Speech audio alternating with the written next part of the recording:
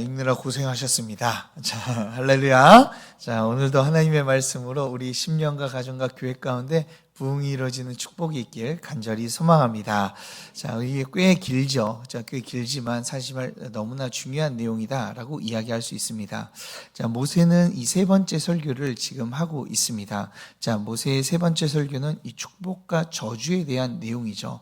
그래서 이 전장부터 시작된 모세의 세 번째 설교는 계속해서 하나님의 말씀을 따르면 축복이고, 그리고 하나님의 말씀을 어기고 너희들이 떠나 살면은 저주다라는 것을 계속해서 알려주고 계세요. 이것은 이 모세의 설교는, 세 번째 설교는요, 이 신명기의 이 핵심 주제다라고 할 수 있습니다. 자, 그래서 우리 27장을 우리가 보았을 때는 하나님께서는 이 저주의 내용을 먼저 알려주셨죠. 요단강을 건너가면 에발산에 올라가서 큰 돌 위에 이 하나님의 말씀을 모으다 적으라라고 말씀하세요. 그리고 그 위에다가 석회를 발라서 하나님의 말씀이 잘 보여질 수 있도록 하나님께서는 그렇게 행동해라라고 말씀하고 있죠. 자, 에발산은 이 가나안 땅의 중심에 있는 산인데 그 중심에 하나님의 말씀을 놓으라라고 지금 말씀하고 있었던 거예요. 그리고 그 말씀을 지키지 않는 자들에게는 저주를 임할 것이다, 저주가 임할 것이다 라고 하시며 이 두 지파로 나눠서 그리심산에선 축복을, 그리고 에발산에서는 저주를 내리며 하나님의 말씀을 지키는 자들은 축복을 받을 거고 하나님의 말씀을 어기는 자들에게는 저주를 받을 것이다 라고 하며 그들에게, 이 이스라엘 백성들에게 그곳에 올라가 아멘으로 화답하여 너희들 모두가 알 수 있도록 이렇게 하라라고 명령을 하고 계시죠. 자, 이렇게 하라고 하신 이유는 하나님께서는 하나님의 말씀을 우리 마음 중심에 두어야 된다라는 것을 알려주고, 그리고 온전하게 그 말씀 가운데 살아가기를 원하시기 때문에 이렇게 명령하시는 것이죠. 그렇게 하나님의 백성이 된 우리는요, 어떻게 살아가야 됩니까? 그 하나님의 뜻을 따라서 그 말씀을 우리의 마음에 담아서 그 말씀을 순종하며 살아가야 될 줄 믿으시길 바랍니다. 그 말씀이 우리의 중심이 되어 더욱더 따르고 지켜 행해야 되는 것이죠. 그러니 사랑하는 여러분, 우리 성도님들 모두가 다 이 하나님의 말씀에 사로잡혀서 그 말씀을 중심으로 하루하루 살아가며 주님의 이름을 높이는 자들이 되길 주님의 이름으로 축복합니다. 자, 그럼 28장을 한번 살펴보겠습니다. 자, 28장에서도 똑같이 이 축복과 저주에 대해서 나오고 있어요. 자, 28장은 우리가 잘 아는 이 축복과 저주에 대한 장이죠. 그래서 아주 유명한 장이다라고 이야기할 수 있습니다. 많은 성도님들이 이 장을요 많이 알고 있고 이것을, 이 여기에 나온 구절들을 인용하며 이 기도하는 모습을 우리는 보게 되죠. 자, 그러면서 하나님께서는 이렇게 우리에게 해주기를 원합니다라고 고백으로 많이 쓰는 구절이기도 해요. 자, 그래서 28장의 주제는요 똑같습니다. 축복과 저주, 축복과 저주라고 우리가 정해 볼 수가 있어요. 자, 28장을 보면요, 이 크게는 두 가지로 나눌 수 있습니다. 오늘 말씀처럼 축복과 저주니까요, 처음에는 뭐가 나와요? 축복이 나오고요, 그 다음에는 저주가 나옵니다. 그래서 이 두 가지로 나눠보면 1절부터 14절까지는 이 축복에 대해서 나오고 있어요. 그리고 15절부터 68절까지는 이 저주에 대해서 지금 나오고 있습니다. 자, 오늘 말씀을 구조를 좀 더 이게 살펴보면요, 각 축복과 저주 안에서요, 이 두 가지로 또 나눠지게 됩니다. 자, 똑같은 구조로 축복과 저주가 나눠지게 되는데요. 자, 축복의 내용을 보면은 1절부터 6절까지 이 전반적인 축복의 내용이 이제 설명이 되어지고 있고요. 그리고 7절부터 14절까지는 그 축복의 자세한 내용들을 하나씩 세세하게 설명해 주고 있어요. 저주도 똑같습니다. 15절부터 19절까지는 이 축복에 대해서 그대로 가져와서 반대로 하나님의 말씀을 지키지 않으면 저주를 받을 것이다 라고 하며 이 저주의 전반적인 내용이 나오고 있고요. 그리고 20절부터 68절까지 꽤 길게 이 저주에 대한 세세한 이야기가 이제 나오고 있습니다. 자, 그렇다면 똑같은 구조와 똑같은 모습으로 나눠져 있는데 오늘 말씀을 보면 이 축복의 전반적인 내용과 이 저주의 전반적인 내용, 그리고 축복의 자세한 내용과 저주의 자세한 내용들이 서로 대조되고 있음을, 그리고 같은 단어들을 함께 써서 설명하고 있음을 우리는 보게 돼요. 그래서 거의 내용이 일치하고 비슷하다라고 우리는 볼 수가 있죠. 그래서 오늘은요, 이 6절과 3절에서 6절 보면 내용과 그리고 16절부터 19절의 내용을 우리가 보게 되면은 이 복과 저주라는 단어만 다르지 똑같은 내용들이 나오고 있는 것을 보게 됩니다. 자, 그렇다면은 이 복과 이 축복과 이 저주를 가르는 이 경계가 무엇인지를 우리 한번 좀 살펴보겠습니다. 자, 1절부터 15절까지는 그 경계가 분명히 나오고 있죠. 자, 1절과 15절을 보면요, 이 두 가지를 비교해 보면은 이 축복과 1절에서는 축복, 15절에서는 저주를 이야기하고 있는데, 자, 여기에서의 이 경계, 이 축복과 저주의 경계가 분명하게 나와 있어요. 자, 1절을 한번 보겠습니다. 1절을 보면 내 하나님 여호와의 말씀을 삼가 듣고 내가 오늘 내게 명령하는 그의 모든 명령을 지켜 행하면 너희에게는 복이 될 것이다. 하나님께서 민족 위에 뛰어나게 하시고 복을 주실 것이다 라고 지금 이야기하고 있는 거예요. 자, 그리고 15절을 보면요, 저주에 대한 내용이 나옵니다.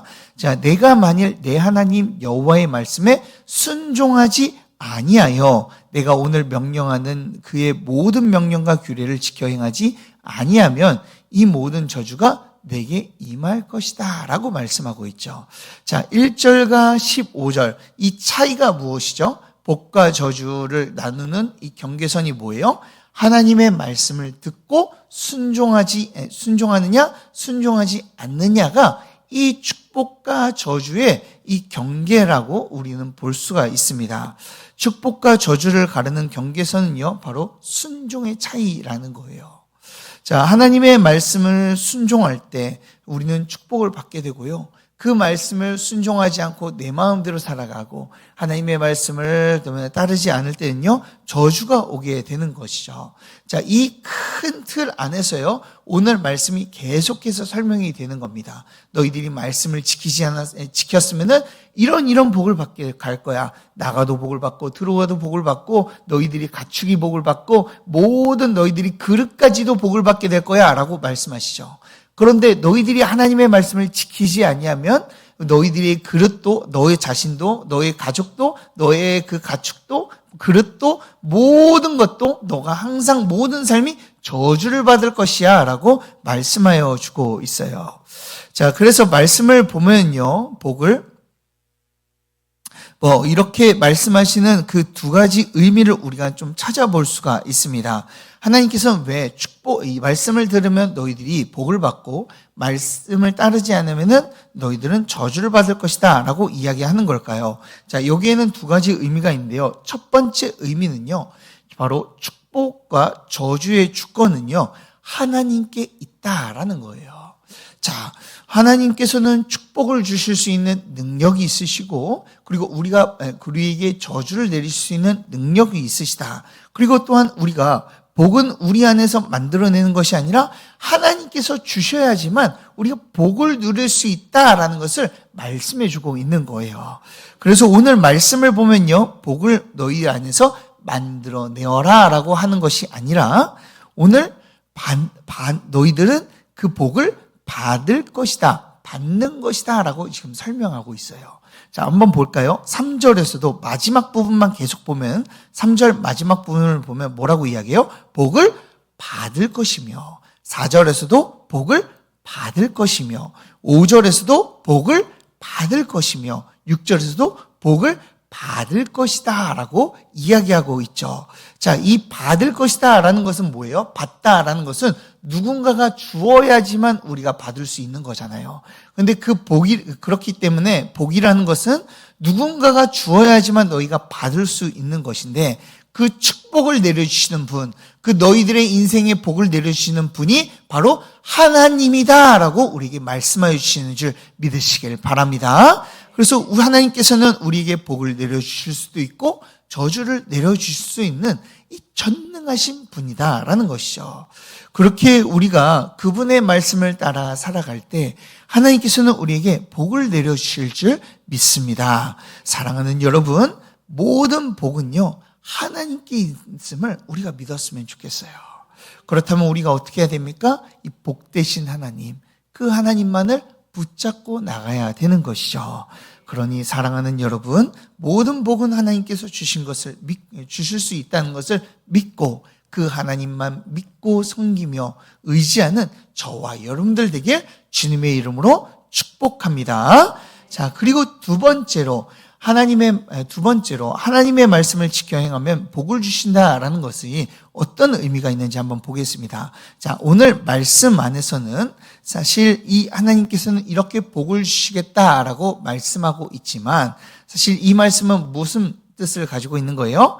하나님의 말씀에 순종하는 자체가 그것이 복이다라고 우리에게 말씀하여 주시는 거예요. 사실 우리가 복을 받기 위해서는 하나님의 말씀에 순종하는 것이 아니라 사실 하나님의 말씀을 따르는 그 자체가 복이기 때문에 우리가 순종하는 것인 줄 믿으시길 바랍니다. 하나님의 말씀을 따르는 것, 그것이 진정한 복인 거예요. 때로는 하나님의 말씀을 지키는 것이 힘들 때도 있죠. 어려울 때도 있고 때때로는 희생을 요구할 때도 있습니다. 그리고 말씀을 따름을 통해서 우리에게 손해가 된다라고 느낄 때도 있어요. 그러나 말씀을 지키는 것 자체가 복입니다. 왜요? 하나님의 말씀을 지키며 살아갈 때요, 살아계시고 전능하신 하나님의 통치를 받기 때문에 그래요. 하나님께서 우리와 함께하여 주셔서 우리를 다스려 주시고 우리를 책임져 주시는 것이죠. 그리고 하나님이 함께 하시는데, 그렇다면 함께 하시기 때문에 우리는요, 때때로는 손해보는 것 같지만 하나님께서는 나와 내 가족과 주변에 있는 그 모든 것들을 복되게 하셔서 하나님의 복으로 충만케 만드신다라는 거예요. 그래서 7절부터 보면요, 여러 가지의 복들이 나오는데 그 복을 시행하는 주체, 이루는 주체가 다 누구로 나와요? 하나님으로 나옵니다. 자, 우리가 복 중에서 잘 인용하는 이 구절 중에서 잘 인용하는 구절이 있는데, 자, 13절, 우리 이 한 절만 한번 살펴보도록 하겠습니다. 13절을 우리 다 같이 한번 읽어보도록 하겠습니다. 13절입니다. 시작.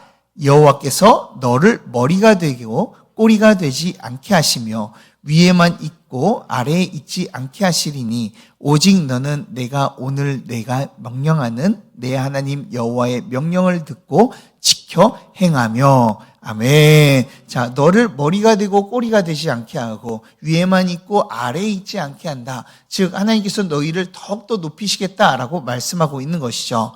자, 그런데 오늘 여기에서의 그 만드는 주체가 누구예요? 여호와께서라고 말씀하고 있죠. 여호와 하나님께서 함께 하시니 너가 머리가 되고 그리고 위에만 있을 수 있게 되는 것이다 라고 말씀해 주고 있는 거예요. 그러니 여호와의 말씀을 지켜라. 말씀을 지키는 것이 복이다 라고 말씀해 주고 있는 것이죠. 사랑하는 여러분, 이런 복을 주시는 하나님과 함께하는 것이요, 바로 함께하게 하는 것이 바로 순종인 거예요. 그렇기에 순종은요, 우리에게 힘든 것이 아닙니다. 전능하신 하나님의 복을요, 마음껏 누리게 되는 비결이기 때문에 그래요. 그렇기에 하나님의 말씀에 순종하는 자체가 복이며 우리의 기쁨이며 희망이며 소망인 것이죠. 사랑하는 여러분, 하나님의 말씀을 따르는 것이 여러분들의 기쁨이 되었으면 좋겠습니다. 오늘날도 주님의 말씀 가운데 거하며 순종함을 통해 하나님의 복을 받고 하나님만을 높이며 나아가는 자들이 되길 주님의 이름으로 축복합니다. 자, 그렇다면 우리가 어떻게 하면 이 하나님의 말씀에 잘 순종할 수 있을까요? 자, 그 비결이요 2절에 나와 있습니다. 자, 2절을 다 같이 한번 읽어볼까요? 2절입니다. 시작. 내가 내 하나님 여호와의 말씀을 청종하면 이 모든 복이 뭐에게 임하여 내게 이르리니. 아멘. 자, 우리가 하나님의 말씀에 잘 순종하기 위해서 무엇을 해야 된다라고 말씀하고 있나요? 여호와의 말씀을 청종하면 이라고 말씀하고 있어요. 자, 여기서 청종이라는 것은요, 샤마라는 단어입니다. 히브리어로 샤마라는 단어인데요, 샤마라는 것은요, 기본적으로 순종하다라는 의미를 가지고 있지만 그 안에는요, 또한 듣다라는 의미를 함께 가지고 있어요. 즉 순종이라는 것은 순종이라는 뜻과 더 주의 깊게 듣다라는 의미를 가지고 있는데요. 즉, 이 주의 깊게 들어서 순종하다라는 의미를 가지고 있는 거예요. 자, 이게 바로 우리가 순종할 수 있는 비결이다라고 이야기하는 것이죠. 하나님의 말씀을 주의 깊게 들었을 때, 하나님의 말씀을 더욱더 깊게 들었을 때 우리가 그 말씀에 순종할 수 있게 되는 것이죠. 그러니 1절을 보면요, 뭐라고 이야기합니까? 1절에서도 내 하나님 여호와의 말씀을 삼가 듣고 라고 말씀하고 있어요. 그냥 명령을 지키라고 이야기하면 되는데 왜 들으라고 말씀하고 있나요? 들어야지만 순종할 수 있기 때문에, 말씀을 듣는 것이 순종의 비결이기 때문에 그런 것이죠. 그렇기에 우리는요, 하나님의 말씀을 듣고 배우는데 우리가 힘써야 되는 거예요. 우리가 진짜 알면요, 우리가 진짜 듣고 진짜 우리가 또 그 말씀을 붙잡으면요, 우리가 순종하는 거예요. 순종이 복이라는 것을 알고 있는데 어떻게 말씀을 안 지키겠습니까? 왜 우리가 말씀을 지키지 않습니까? 그 이유는요, 하나님의 말씀을 잘 알지 못해서, 하나님의 말씀을 잘 듣지 못해서, 또는 하나님의 말씀을 지키는 것이 복이라는 그 말씀이요, 믿어지지 않기 때문에 우리가 그 말씀을 순종하지 않는 것이죠. 그래서 우리는요, 계속해서 하나님의 말씀을 들어야 돼요. 언제까지요? 하나님의 말씀에 순종할 때까지요. 자, 오늘 말씀에서 똑같이 이야기합니다. 어느 정도까지 이 말씀을 들어야 되는지 14절에 나와 있어요. 14절을 보면 내가 오늘 너에게 명령하는 그 말씀을 떠나 좌로나 우로나 치우치지 말라라고 말씀하고 있죠. 자, 이 말씀이 무슨 말씀이에요? 너희들이 어떻게 행동하라는 거예요? 좌로나 우로나 치우치지 않으라고 이야기하는 것이죠. 즉, 하나님의 말씀을 듣고 배워서 좌우로나 우로나 치우치지 않을 때까지 너희들이 그 가운데 거해라라고 말씀하고 있는 거예요. 세상은요, 우리를 얼마나 많이 유혹하는지 모릅니다. 하나님이 아닌 곳에, 하나님이 아닌 다른 곳에 복이 있다. 참된 복은 하나님이 아닌 저기 세상에 있다라고 가르칩니다. 그러나 복은요, 우리가 만들어내고 찾는 것이 아니라 모든 복은 하나님 말씀 안에 있는 줄 믿으시길 바랍니다. 그래서 그 하나님의 말씀을 붙잡고 그 말씀을 배우며 그 말씀 가운데 거하게 될 때 하나님께서는 그분의 전능하심으로 우리와 함께하여 주시고 모든 생사와 복을 주관하시는 그 능력으로 우리를 채워주실 거예요. 사랑하는 여러분, 저는 우리 성도님들이 우리의 참 복이 되신 하나님과 날마다 함께하는 자들이 되었으면 좋겠어요. 그래서 오늘 말씀처럼 하나님의 말씀을 더욱더 듣는데 힘쓰며 좌로나 우로나 치우치지 않도록 더욱더 하나님의 말씀 가운데 거하여 그 말씀을 순종함을 통하여 하나님의 은혜와 사랑을 받아 누리는 복된 자들이 되길 주님의 이름으로 축복합니다. 자, 우리 다 같이 함께 기도하도록 하겠습니다.